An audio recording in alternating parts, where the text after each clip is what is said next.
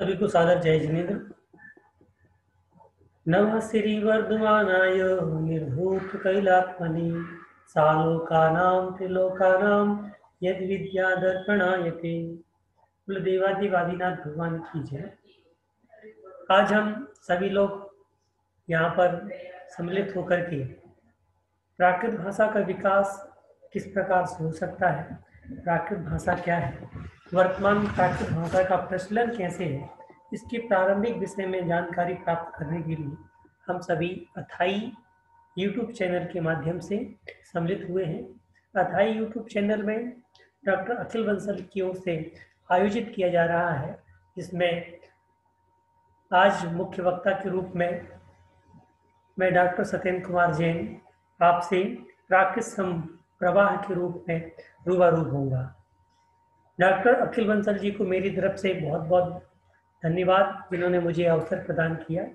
अब मैं मुख्य विषय की ओर चलता हूँ कि प्राकृत भाषा का प्रारंभिक परिचय क्या है, प्राकृत भाषा क्या है, कब से प्रारंभ हुई है, इसके बारे में अपन विचार करेंगे। प्राकृत भाषा का साहित्यकार लोग स्वरूप बताते हैं कि प्राकृत भाषा क्या है, प्रारंभिक भाषा यानी जो प्रकृति से निरंतर चली आ रही है, जिस भाषा पर किसी प्रकार का छेड़खानी नहीं की जाती है, उस भाषा को प्राकृत भाषा कहते हैं। यानी प्रकृति से प्रदत्त भाषा को प्राकृत भाषा का नाम दिया जाता है। यह प्राकृत भाषा बहुत प्राचीन भाषा है। इस प्राकृत भाषा के माध्यम से बहुत सारी भाषाओं का उद्भव हुआ। आज देश के विभिन्न प्रांतों में जो भाषाएं बोली जा रही हैं, वह सब प्राकृत भाषा की है। प्राकृत भाषा जो अभी अपन ने समझा कि जो प्रकृति से प्रदत्त भाषा है, वह प्राकृत भाषा है, जिसे हम पागद भाषा या प्राकृत के रूप में पागद भाषा के नाम से जान सकते हैं। प्राकृत भाषा का प्रचलन कब से हुआ है? जैन संस्कृति के अनुसार से जब तीर्थंकरों की भाषा निश्रित होती है, उस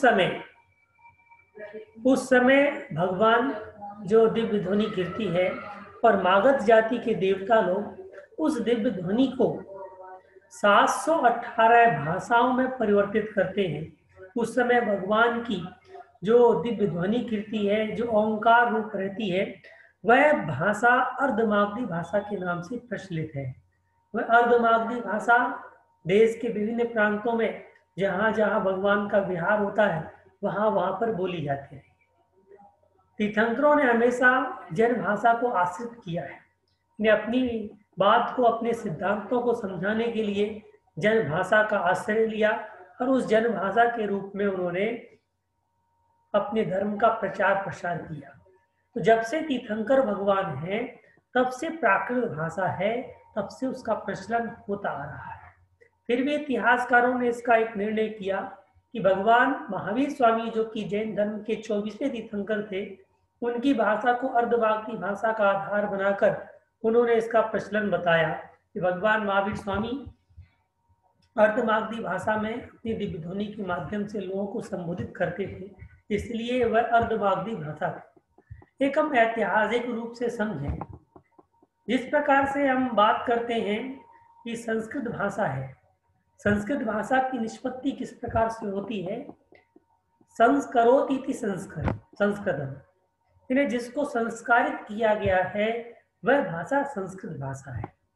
जिसको संस्कारित किया गया है वह भाषा संस्कृत भाषा के नाम से जानी जाती है।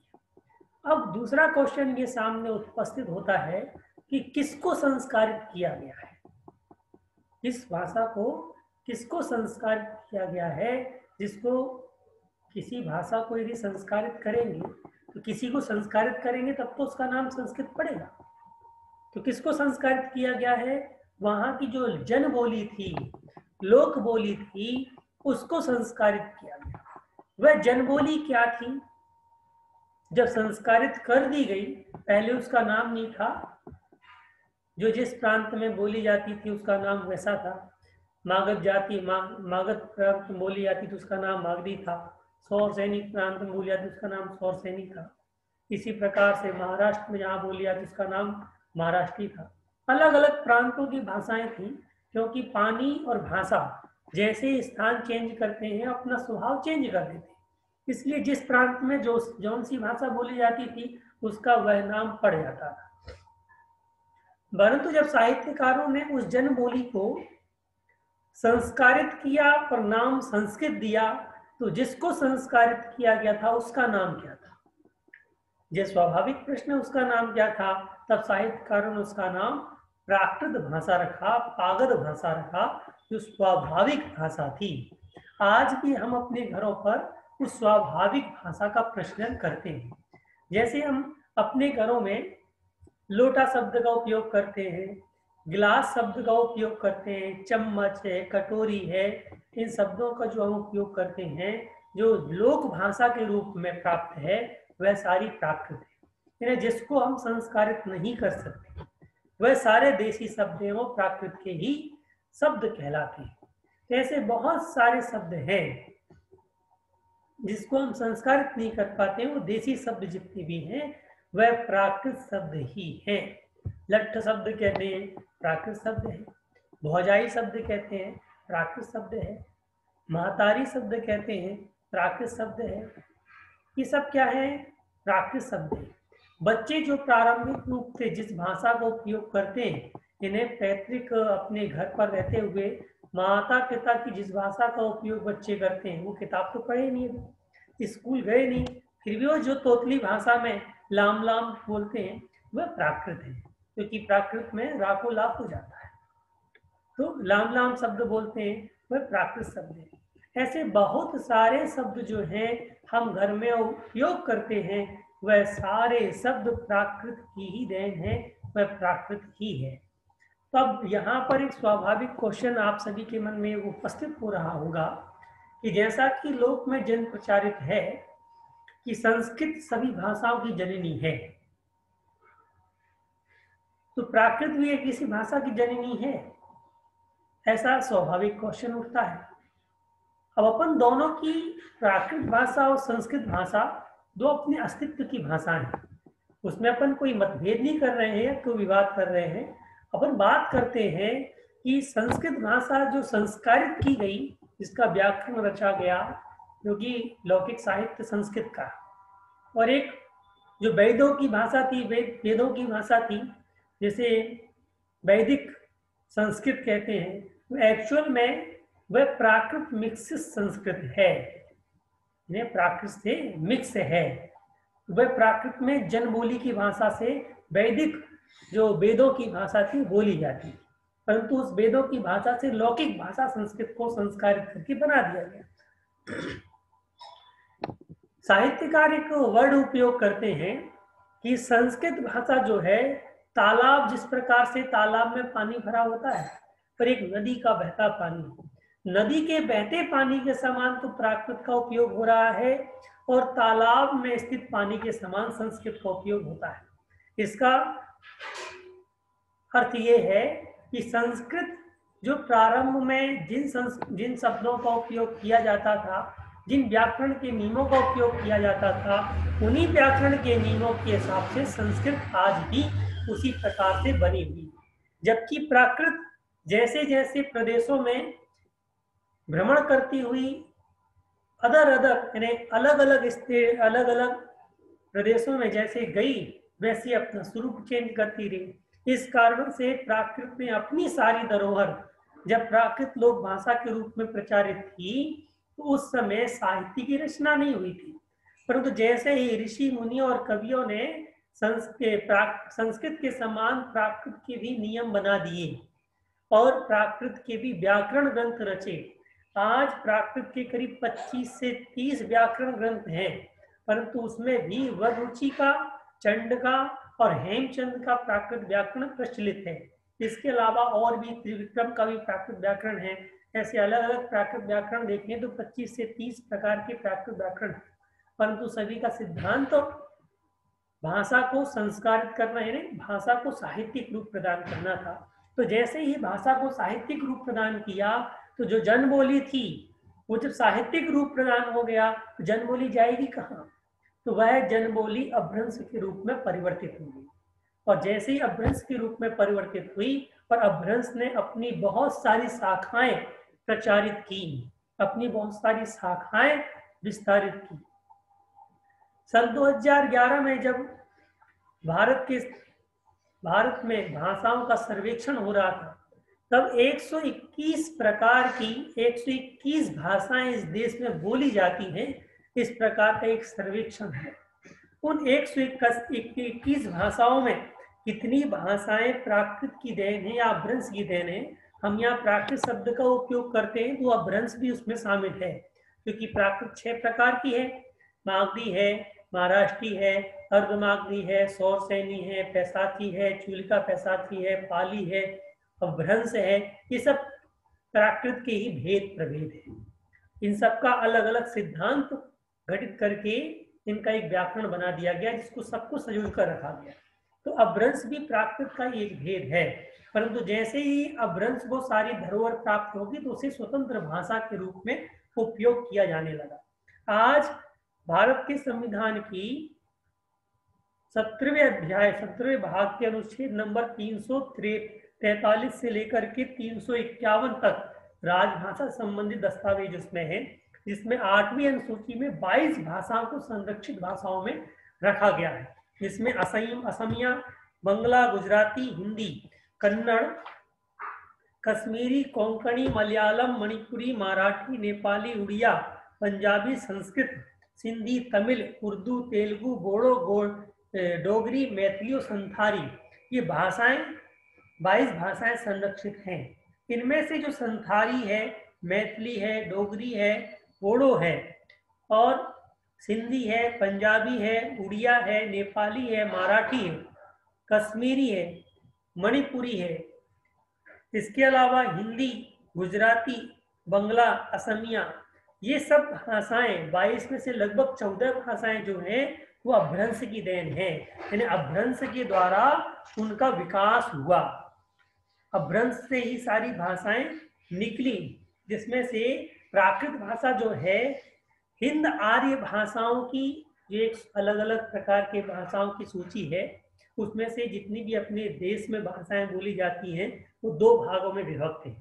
एक है हिंद आर्य भाषाएं और एक द्रविड़ परिवार की भाषाएं। तो हिंद आर्य भाषाएं जो परिवार है उसमें पाली, प्राकृत, मारवाड़ी, मेवाड़ी, अपभ्रंश, हिंदी, उर्दू, पंजाबी, राजस्थानी, सिंधी, कश्मीरी, मैथिली, भोजपुरी, नेपाली, मराठी, डोगरी, कुरमानी, नागपुरी, कोंकणी, गुजराती, बंगाली, उड़िया और असमी होरड़ा, ये जो भाषाएं हैं वो हिंद आर्य भाषा परिवार की भाषाएं कही जाती हैं। इसकी मुख्य जो भाषा है वो प्राकृत भाषा है। इसकी जो मुख्य भाषा है वो प्राकृत भाषा है और इन भाषाओं से ही निकली हुई जो भाषाएं हैं वह प्राकृत की ही देन कही जाती है। इन हिंद आर्य भाषाओं में जो मैं दस्तावेज मेरे को प्राप्त हुए हैं विकिपीडिया से, उसमें संस्कृत का नाम नहीं है, क्योंकि संस्कृत संस्कार की वही भाषा है, ना कि वो प्रचलित की भाषा है। इसमें से जो द्रविड़ भाषाएं हैं उनमें तमिल, तेलुगु, मलयालम, कन्नड़, तुलु, गोड़ी और कुडुम, ये जो भाषाएं हैं ये द्रविड़ भाषाएं कहलाती हैं। संथाली, हो, मुंडारी और खासी ये ऑस्ट्रो एशियानाई भाषाएं हैं। तो इसके अलावा नेपाल भाषा, मणिपुरी, खासी, मिजो, आओ, म्यार और नागा जो भाषाएं वो तिब्बती बर्मी भाषाएं। इस प्रकार से भारत में 4 प्रकार की भाषाएं परिवार की भाषाएं बोली जाती हैं, जिसमें से प्रथम हिंद आर्य भाषा परिवार, दूसरा द्रविड़ भाषा परिवार, तीसरा ऑस्ट्रो एशियाई भाषा परिवार और चौथा तिब्बती वर्मी भाषा परिवार। ये 4 भाषा परिवारों की प्रचलन हमारे भारत देश में चल रहा है। इसके अलावा अपन जो भाषा परिवार की बात कर रहे हैं वो प्राकृत की जो भाषा परिवार है, उन प्राकृत भाषा परिवार में कितनी भाषाएं जो हैं आज प्रतीक्षा की सूची में हैं और कितनी भाषाएं जो हैं हमारे प्रचलन में आज हैं। तो 22 तो अनुसूची में भाषाएं हैं जो भारतीय भाषाओं में। इसके अलावा केंद्र सरकार के पास 40 भाषाओं को अनुसूची में मिलाने हेतु 38 से 40 भाषाओं को अनुसूची में मिलाने हेतु मांग आई है। इसमें से अवधी, अंगरी, बुंदेली, बंजारा, बंजिका, भोजपुरी, भोटी, भोटिया, छत्तीसगढ़ी, धत्ती, अंग्रेजी, गढ़वाली, गौड़ी, कोरडू, गोजरी, हो, कच्छी, कामतापुरी, कारबी, फांसी, खोड़लवा, ककबरड़, कुमाऊनी, कुराक, कुरमानी, लेपचा, लिंबू, मिजो, मगही, मुंडारी, नागपुरी, निकोबारी, हिमाचली, पाली, राजस्थानी, कोसली, संबलपुरी, सौर सैनी, सराइकी भाषा, तेरियाड़ी भाषा और तुलु भाषा। इसमें जो सौर सैनी भाषा वो प्राकृत की है, पाली जो भाषा वो प्राकृत की है, मगधी है जो नागपुरी है, हिमाचली है, ये सब जो और भी जो भाषाएं हैं वो प्राकृत के परिवार की भाषाएं हैं। इस प्रकार से हम देखते हैं कि भारत की अनुसूची में इतनी भाषाएं मिलाने के लिए सरकार से अपील की गई है कि सरकार इन भाषाओं को भी मिलाए। इसके अलावा अलग अलग स्टेटों में अलग अलग भाषाएं बोली जा रही हैं, सब प्राकृत भाषा की देन है। तो आज देखते हैं कि आज पूरा भारत है, अपन कश्मीर से लेके कन्याकुमारी तक द्रविड़ भाषाओं को छोड़कर जो 4 से 5 भाषाएं जो द्रविड़ भाषाएं अभी अपन ने गिनाई थी, जिसमें से कन्नड़, तमिल, तेलुगु, मलयालम, ये जो भाषाएं हैं, इनको छोड़ करके जितनी भी भारत में भाषाएं बोली जा रही हैं जो प्रचलन में हैं, उसमें 90% जो भाषाएं हैं वो प्राकृत भाषा की देन है। ऐसा हम कह सकते हैं कि इन 90% जो प्रचलन में भाषाएं चल रही हैं वो प्राकृत भाषा की देन है। इसका अर्थ प्राकृत भाषा 90% भारत में प्रचलन की श्रेणी में आ चुकी है। फिर भी हम जब मतदान देने जाते हैं या अपनी जो नागरिकों की जो गणना होती है, अभी जो गणना होगी 2020-21 में, उसमें हम अपनी भाषा प्राकृत नहीं लिखवाते। आज देखें तो इनका यदि भाषाओं के परिवार को अपन देखें और भाषाओं की गणना को देखें तो कितने लोग भारत में किस किस भाषा को बोलते हैं, उसमें से संस्कृत भाषा जो है लास्ट में करीब 0.2% लोग संस्कृत भाषा को बोलते हैं। करीब 2400 कुछ भाषा का आंकड़ा, यहाँ 2400 कुछ जो संस्कृत भाषा का आंकड़ा आया हुआ है कि इतने लोग संस्कृत भाषा को बोलते हैं। तो बहुत कम परसेंट है। जिन भाषाओं को हमको संरक्षित करना चाहिए था उन भाषाओं को हम बोल नहीं पा रहे।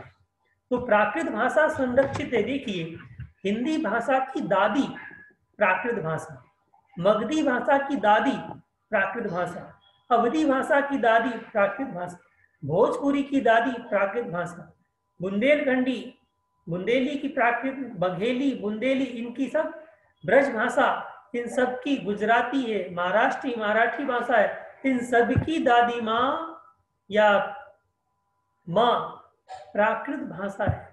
इन सब भाषाओं का विकास तो हो रहा है परंतु प्राकृत का विकास नहीं हो रहा है। यानी हमारे पूर्वज लोग जिन भाषाओं को छोड़ गए हैं उन भाषाओं का विकास हम नहीं कर पा रहे। तो हमें उन भाषाओं के विकास के बारे में भी सोचना चाहिए कि कौन कौन सी भाषाएं हैं। अभी हमने एक प्रपोजल बना करके असम भेजा था कि असम में कौन कौन सी भाषाएं बोली जाती हैं।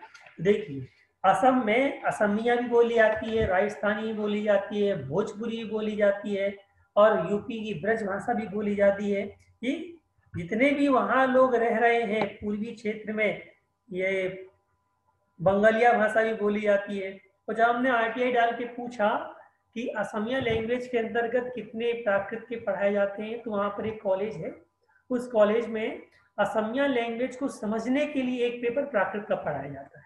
कहते हैं कि असमिया लैंग्वेज प्राकृत भाषा से निकली हुई है और प्राकृत भाषा को जब तक हम नहीं समझेंगे तब तक हम असमिया लैंग्वेज को नहीं समझ सकते। प्राकृत भाषा को जब तक हम नहीं समझेंगे तब तक हम हिंदी भाषा को नहीं समझ पाते ढंग से, अवधी को नहीं समझ पाएंगे, ब्रज भाषा को नहीं समझ पाएंगे, भोजपुरी को नहीं समझ पाएंगे, मराठी को नहीं समझ पाएंगे, गुजराती को नहीं समझ पाएंगे, कब उड़िया को नहीं समझ पाएंगे जब तक हम प्राकृत भाषा को नहीं समझेंगे, अपभ्रंश भाषा को नहीं समझेंगे, तब तक हम इन भाषाओं के रहस्य को नहीं समझ सकते हैं। तो ये भाषाएं जब तक जीवित हैं तब तक प्राकृत जीवित है, परंतु हमें जब भी हमारी जनगणना हो तो हमें अपनी भाषा के सामने प्राकृत भाषा लिखना है, जिसके कारण से देश में प्राकृत भाषा बोलने वाले लोगों की गिनती हो सके। एक तो जैन लिखना है कि जैन भी अल्पसंख्यक हो रहे हैं, मैंने बहुत कम संख्या में प्राप्त हो रहे हैं, तो जैन हमें अपनी जाति में जैन लिखना है, धर्म में जैन धर्म लिखना है, और भाषा में प्राकृत भाषा का उपयोग हम करते हैं।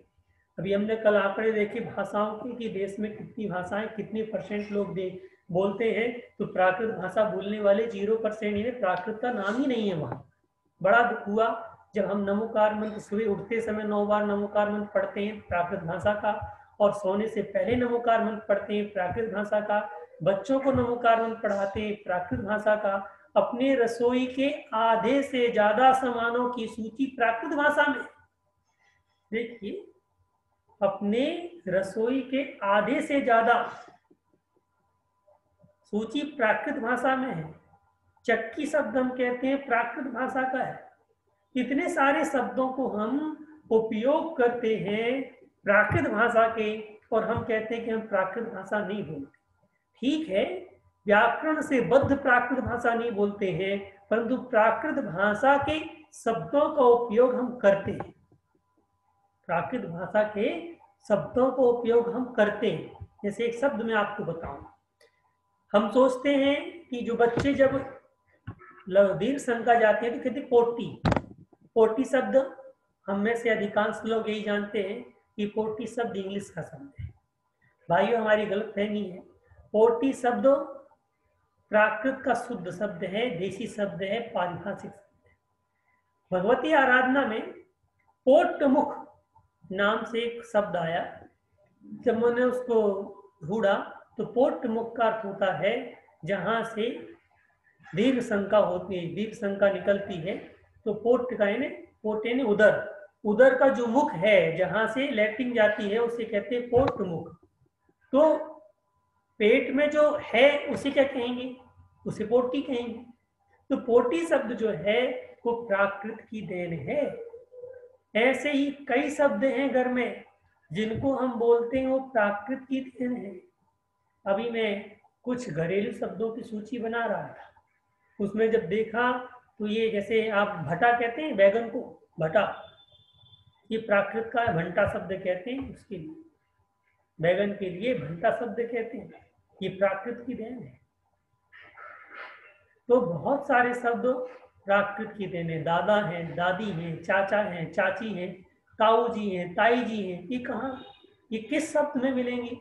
ये सब प्राकृत की देन है जो धीरे धीरे मिश्रित होती हुई आती है। आज हम एक राजस्थान की भाषा और बोलियों के बारे में भी समझेंगे कि राजस्थान में प्राकृत भाषा का प्रचलन कैसे है। तो सबसे पहले राजस्थान भाषा का इतिहास देखें तो राजस्थान भाषा की उत्पत्ति सौर श्रेणी गुर्जर अपभ्रंश से मानी जाती है। जिस प्रकार से प्राकृत के अलग अलग भेद हैं, तो सौर श्रेणी प्राकृत है, तो सौर श्रेणी प्राकृत जब भ्रष्ट हुई जब अपने नीचे की ओर गिरने लगी तो उसका नाम सौर श्रेणी अपभ्रंश हो गया। महाराष्ट्री जो प्राकृत है, जब महाराष्ट्री प्राकृत नीचे गिरने लगी तो उसका नाम महाराष्ट्री अपभ्रंश हो गया। अब एक सूचना बताता हूँ आपको कि महाराष्ट्र की जो मराठी जो है, मराठी भाषा को शास्त्रीय दर्जा दिलाने के लिए महाराष्ट्र के कुछ विद्वान प्रयासरत हैं। उन्होंने अपना पूरा एक प्रपोजल बनाया और उसमें ये बताया कि जो मराठी है वह एक्चुअल में महाराष्ट्री प्राकृत के ही देन है, इसकी मूल भाषा महाराष्ट्री प्राकृत है। और उन्होंने बहुत सारे जोड़े, बहुत सारे ग्रंथों का संदर्भ दिया, तो बहुत सारी चीज उन्होंने एकत्रित की। तो कहने का अर्थ ये है कि मराठी प्राकृत क्लासिकल लैंग्वेज बनेगी तो प्राकृत भाषा क्लासिकल लैंग्वेज क्यों नहीं बन सकती?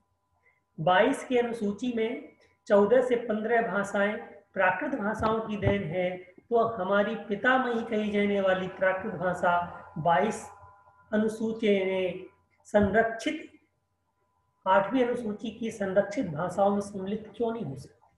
हो सकती है, हमें प्रयास करना पड़ेगा। कल मैं नेट में एक सर्च कर रहा था तो भोजपुरी भाषा के विषय में कुछ विद्वानों ने लिखा कि भोजपुरी भाषा को अनुसूची की 8वीं अनुसूची में सम्मिलित करना चाहिए। तो कुछ विद्वानों का मत था कि इनको नहीं करना चाहिए, राजस्थानी भाषा को नहीं करना चाहिए। क्यों? क्योंकि इनका कोई व्याकरण नहीं, इनके कोई प्रचलित ग्रंथ नहीं है। यदि हम ऐसा कर देंगे तो हिंदी भाषा में जो आज भोजपुरी, मैथिली, अवधी, राजस्थानी इत्यादि के जो चैप्टर पढ़ाए जाते हैं, हिंदी भाषा से अलग हो जाएंगे। इससे हिंदी भाषा टूटेगी, हमारी देसी भाषाएं अलग हो जाएंगी, तो टुकड़े टुकड़े हो जाएंगे। परंतु प्राकृत भाषा को 8वीं अनुसूची में सम्मिलित करने पर टुकड़े नहीं होकर के एक सामूहिक रूप प्रदान होगा कि प्राकृत की इतनी भाषाएं हैं, तो प्राकृत की सभी भाषाओं में जब पाठ पढ़ाए जाएंगे तो पता चलेगा कि हिंदी भी प्राकृत की देन, अवधी, भोजपुरी, मराठी, गुजराती, बंगाली, उड़िया, बुंदेलखंडी, बघेलखंडी, ये सारी भाषाएं प्राकृत की देन। उसी प्रकार राजस्थानी भाषा में बताया कि राजस्थानी भाषा की उत्पत्ति सौर श्रेणी गुर्जर अपभ्रंश से मानी जाती है। इसके अपभ्रंश के मुख्यतः 3 रूप यहाँ पर प्रचलित हैं, नागर, ब्राजड़ और उपनागर रूप माने जाते हैं। आज राजस्थान में करीब 13 से 14 प्रकार की भाषाएं और बोलियां बोली जाती हैं, जिसमें से पश्चिमी राजस्थान में मारवाड़ी, मेवाड़ी, बागड़ी और शेखावाटी भाषाओं का प्रचलन है। मध्य पूर्वी राजस्थानी में ढूंढारी और हटौती का प्रचलन है। उत्तरी पूर्वी में मावाती और अहीरवाड़ी है। दक्षिणी पूर्वी में मालवी और हिमालय मेवाड़ी है। इस प्रकार से और भी भाषाओं की उपबोलियां भी हैं। इन्हें कौन कौन सी भाषाओं की कौन कौन सी उपबोलियां हैं, तो उन्होंने पूरा पैराग्राफ अलग से बताया। उन्होंने डिंगल, पिंगल, राजस्थानी की जो बोलियों का वर्गीकरण किया उन्होंने, तो मारवाड़ी के साथ उसकी उपबोलियां भी बहुत सारी हैं। उत्तरी पूर्वी राजस्थानी में मेवाती और अहीरवार के साथ उसकी भी अलग से बोलियां हैं। तो राजस्थानी की बोली अलग अलग है। तो राजस्थान में करीब बोली और भाषा को मिला करके, क्योंकि जब हम बृहद स्तर पर जाते हैं, जब 22 संरक्षित भाषाओं में जाते हैं, तब राजस्थानी बोली है। और जब राजस्थानी भाषा में जाते हैं तो उसकी भी बहुत सारी बोली हो जाती है। इसके बारे में कहा कि मारवाड़ी जो है पहले मरु प्रदेश की भाषा मानी जाती थी, और इसका उल्लेख कुवलयमाला उद्योतन सूरी की 11वीं शताब्दी की किताब है, जिसमें कि उद्योतन सूरी ने मरु भाषा का प्रयोग किया है, जो आज मारवाड़ी भाषा के नाम से प्रचलित है। उसी प्रकार से पश्चिमी राजस्थान में प्रधान बोली जो थी वो मारवाड़ी हिंदी, जो 8वीं शताब्दी से ही मानी जा रही है। और इसके अलावा इसका विस्तार जोधपुर में बीकानेर, जैसलमेर, पाली, नागौर, जालौर और सिरोही जिलों तक मारवाड़ी भाषा फैली हुई है। विशुद्ध मारवाड़ी भाषा जोधपुर के आसपास के क्षेत्रों में बोली जाती है। इसकी उत्पत्ति गुर्जर अपभ्रंश से मानी जाती है। जैन साहित्य एवं मीरा के अधिकांश पद इसी भाषा में लिखे हुए होते हैं। सोरठा, बेली, किशन, रुक्मणी, ढोला, मारवाड़, ढोलरी, मारवाड़, मुगल आदि लोकप्रिय काव्य मारवाड़ी भाषा में रचित हैं। इसके अलावा मेवाड़ी, बागड़ी, ढूंढारी, तोरावटी, ये सब बोलियां कहलाती हैं। मारवाड़ी की बोली है मेवाली, बागड़ी, शेखावटी, बीकानेरी, ढक्की, थली, खैरड़ी, नागौरी, देवड़ापाली, गौरवाड़ी, ये सब इनकी बोलियां हैं। इसी प्रकार से ढूंढारी भाषा जो है, जो अपनी राजस्थानी बोली जाती है, उसकी बोली में तोरावाटी, राजावाटी, चौरासी, शाहपुरा, नागरचोड़, किशनगढ़ी, अजमेर, काठेती और हड़ौती, इस प्रकार से ये उपबोलियां हैं। मेवाड़ी में इसकी भी अलग से बोली है, जिसमें ब्राह्मण मेवाली, मेव और मेवाती, इतनी अलग अलग भाषाएं बोली जाती हैं। इसी प्रकार से अहीरवाड़ी, मालवी जो भाषा है वो भी राजस्थान की भाषा मानी जाती है। निमाड़ी, खैरली, रांगड़ी, शेखावाटी, गोलवाड़ी, ये सब राजस्थान की उपबोलियां मानी जाती हैं। तो ऐसे ही राजस्थान में बोली और उपबोली मिलाकर के करीब 14 से 15 राजस्थान की भाषा और बोलियां प्रचलन में आज अपनी दिखाई देती हैं।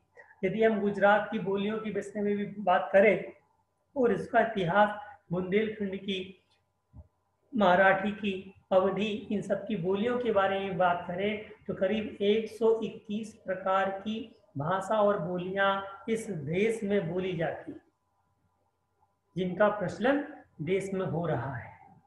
तो इनमें से 90% जो भाषाएं हैं वो सब की सब प्राकृत भाषा की ही देन है। अब हम तीसरे पॉइंट में चर्चा करते हैं कि क्या प्राकृत भाषा की वर्तमान में क्या आवश्यकता है।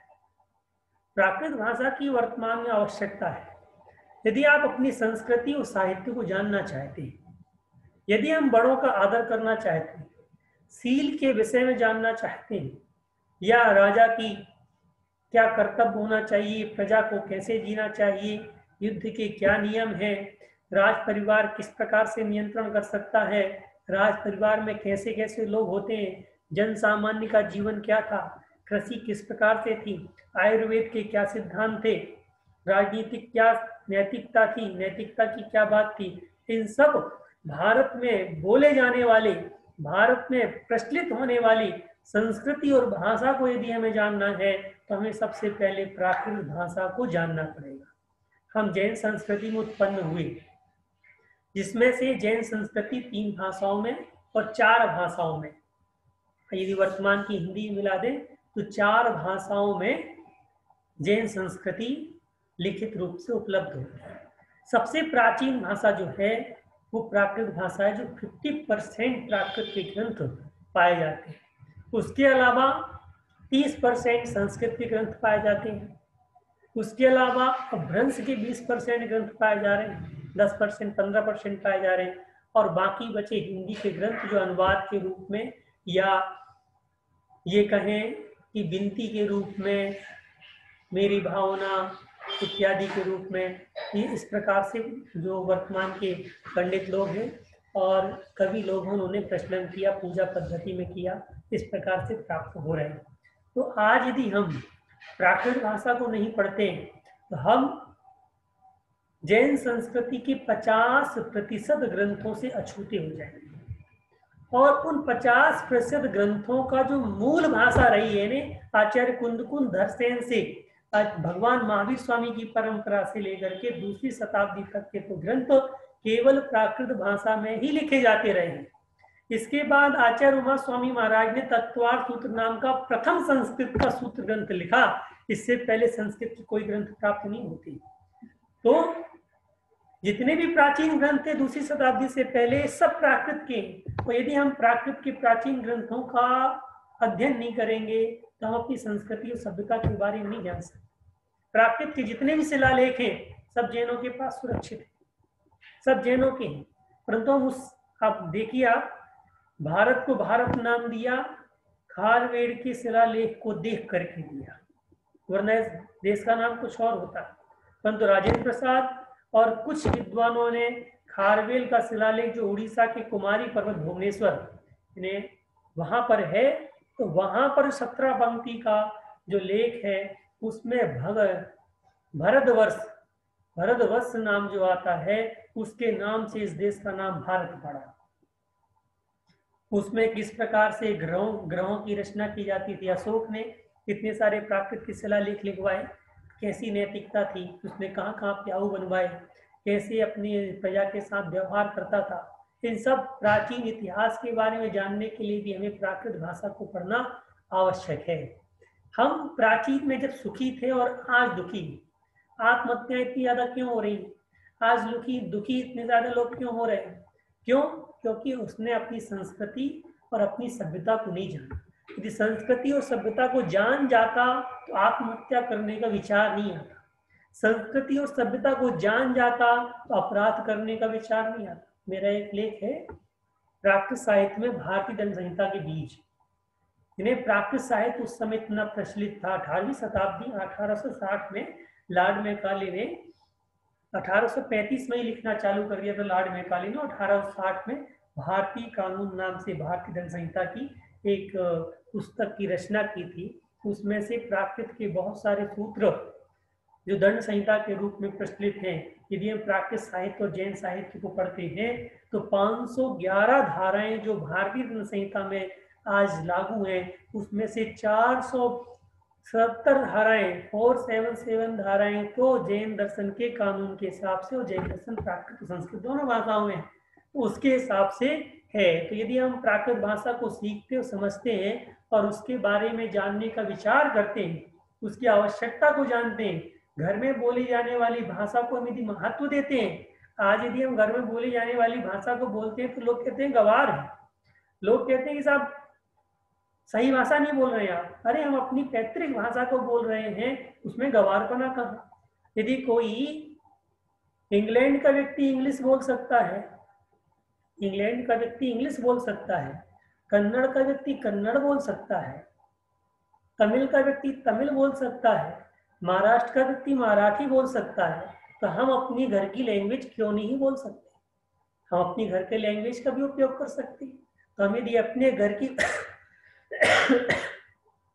भाषा का उपयोग करते हैं तो हमें गौरवान्वित महसूस होना चाहिए कि हमने अपनी भाषा का उपयोग किया। तो बंधुओं, आज हम इन सब्जेक्टों के साथ अपना टाइम भी हो रहा है, और 2.3 पॉइंट और है जो हम नेक्स्ट जब संडे क्लास लगेगी तो उसमें बताएंगे कि किस प्रकार से भाषा का विकास कैसे संभव हो सकता है, हम अपने घर की घरेलू भाषा का विकास संभव कैसे बना सकते हैं, और हमारी प्राकृतिक क्या क्या धरोहर हैं जिनका हमें अध्ययन करना चाहिए।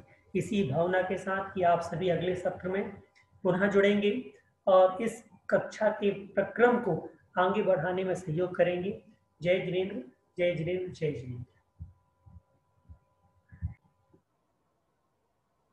वाणी स्तुति के लिए आप सभी हाथ जोड़ लें।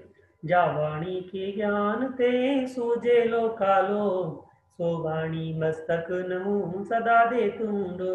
हे जिन वाणी भारती तो हे जपो दिन रे, तो तेरा शरणालय सो पावे सुख चैन। देव वजू अरिहंत को गुरु सेवा निर्ग्रंथ, दया धर्म पालू सदा यही मोक्ष का पंथ। कुल जो वाणी माता की जय।